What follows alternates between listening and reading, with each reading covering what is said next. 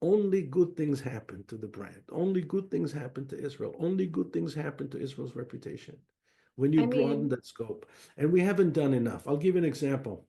what about birthright? Well, birthright is among Jews. That's great.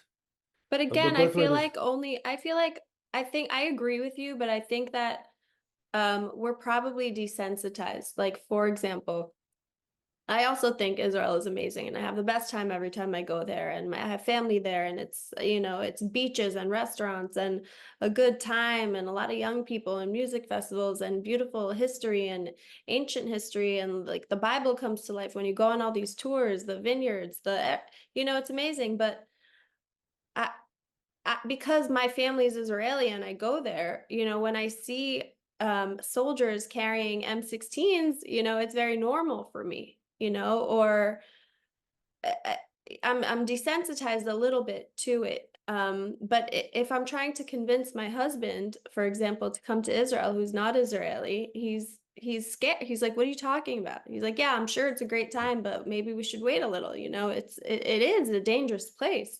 And I tried going there when I was there. The last time I was there, actually, when I came to interview you for Spy Ops, I was hanging out in Yaffo with a friend of mine.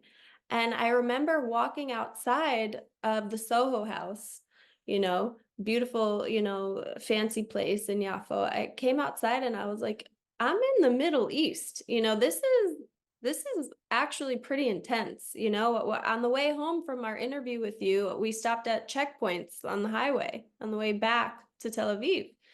People were looking, the military was looking for terrorists. They were checking every single car. When you go into a mall, your bag is being checked. When you try to go into a parking garage, your trunk is being opened by the guards. Like there's a mile before you get to the airport, they're searching your car. Like this is you're in the Middle East when you're there. yeah, So it's right. kind of hard to say, yes, we should expose all the beautiful things too. Like, especially during conflict, like we're able as Jews and as Israelis to still, have this like thirst for life. But to your average person, they're scared of these things. It's not Right. normal. That's not a Understandable. normal setting. Right. Totally understandable. And I think you're right. However, the fact that it's hard doesn't mean that you don't do it. We have to do it because our future depends upon it.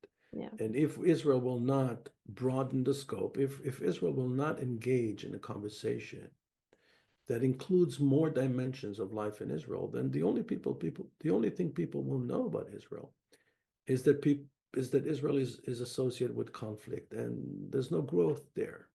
Nothing will grow other than, the people that support Israel. So we'll end up with the Jews that love Israel and a few Christians that love Israel. That's not how you grow.